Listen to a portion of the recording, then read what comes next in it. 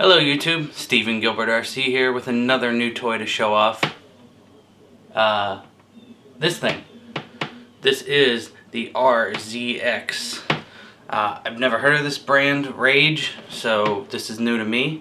So I already unboxed it because I had to look at it and took some videos last night. This was provided by Cyclone Hobbies, Karl Rd, Columbus, Ohio. I'll have more information in the description for them. And this is a 1/6 scale two-wheel drive buggy. So let's take a look. Easiest unboxing ever. Hello everybody, it's me again. It's been a while since I've done another review like this, but no cars coming out have really looked good to me, except for this. This is a two-wheel drive buggy. We will be cutting between this and some other scenes that shots that I took last night. This is a 1/6 scale two-wheel drive buggy by Rage. It looks ridiculous. As far as designs, it's out there. It's kind of out there on the same level of looks and outrageousness as the Glamis Unos or the other Glamis version. One thing you notice when you take it out of the box, there's plastic film on it because they want it to be very nice for you and they want you to remove the plastic film. I'm sure a lot of people will opt in just to keep the film on it. And as you can see, there's not a lot of actual Lexan body pieces to it. There's this nice thick frame, which, let's see, plastic. Really hard plastic though. The Glamis Uno I know is I've been making a lot of comparisons to the Glamis Uno. Glamis Uno is steel all the way around.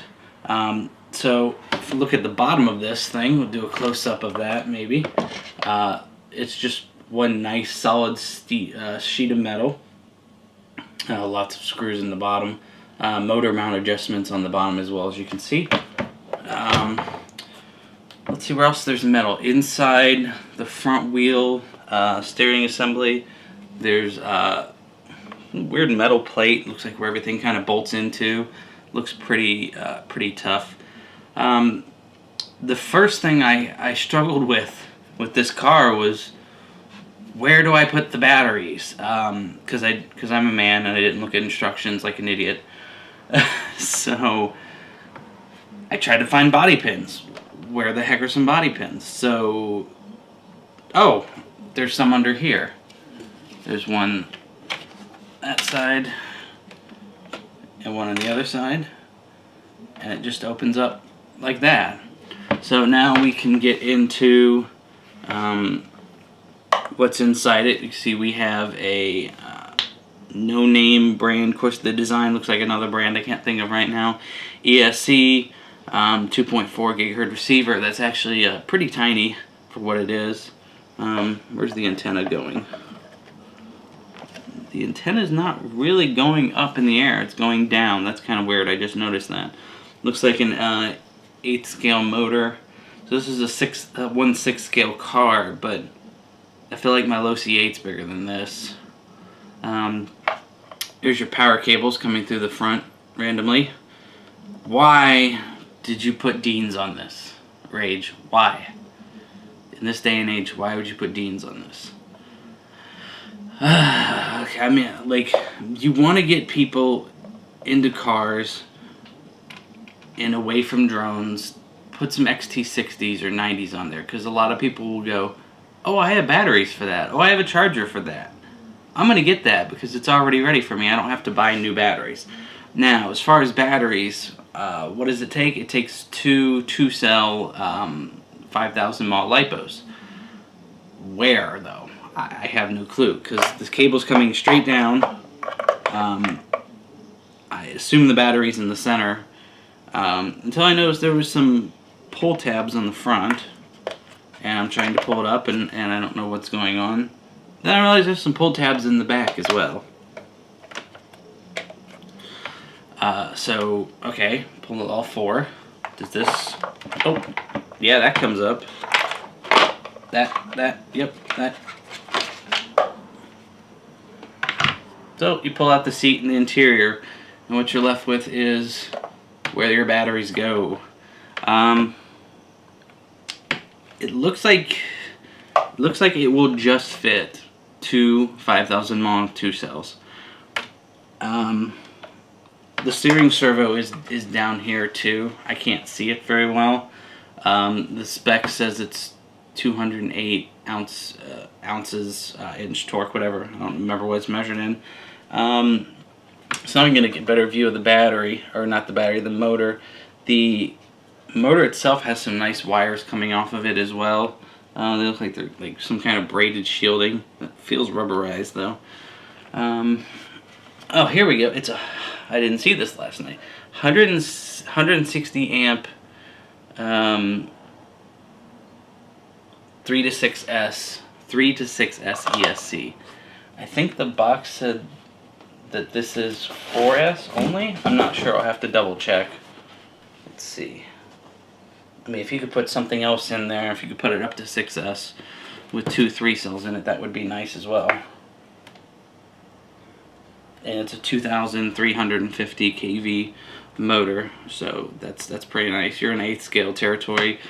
You could probably even throw some Castle Creation stuff in there, but what comes in here looks pretty beefy. It's got a 6 amp ESC. Sorry, 6 amp ESC, and it says 25 volts max. So looks like you can probably put some better stuff in here, but I would get rid of these cables. The suspension seems pretty good. I haven't dealt with heavier cars like this, and it's a pretty good weight because there's a lot of chassis to it and a lot of plastic. There's also cogging. There's also this wheel on the back which adds some weight to it, and you know, if you had a blowout or you ruined one tire, hey, you have a spare tire. It has some 8th scale style lock nuts on the wheels. The wheels look pretty beefy as well. A little bit of squeaky wheel on the front, you know, like squeak toy wheel. So let's say we get our batteries in there. I don't know where you'd run your cables, but it looks kind of like a pain in the ass to put back together. So you get your batteries in there, you shove that back in there, and you remember to run your cables through there, and you close this. Like, needless to say, if you're doing this in the winter... Okay, sorry about that professionalism. Make sure your camera's charged before you start recording something longer.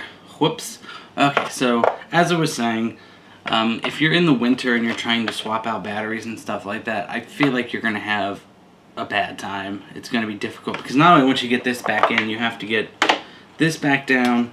And what I was finding out is if you don't push this down hard, you won't see the hole for the pin, and it's kind of hidden to begin with. I'm not even going to try to put it in that other side because it's facing the other way.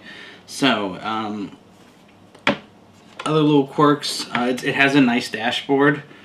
Quirks and features, what am I, Doug DeMuro? So it has a little dash. My friend who's younger, she's like, oh, you could put Barbies in it. Well, you know, I'm not going to judge you if you do that, but you can go right ahead if you feel like it. So let's talk a little bit about this, the styling of it a bit more. I'm not necessarily a fan of the face of the car, the front of it, but the rest of it makes up for it. I would like to see, hopefully, that they sell these panels individually, because I would like to paint them into, because I like to paint. I haven't painted a car in so long.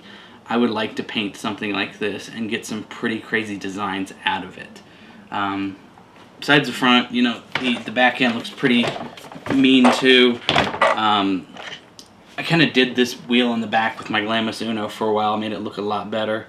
Behind that, you can't see here, but on some of the other shots I'm going to be putting in, there are the shocks are hidden back there, as well as the diff, pretty big size diff, and the gears on the other side of the buggy you can get to.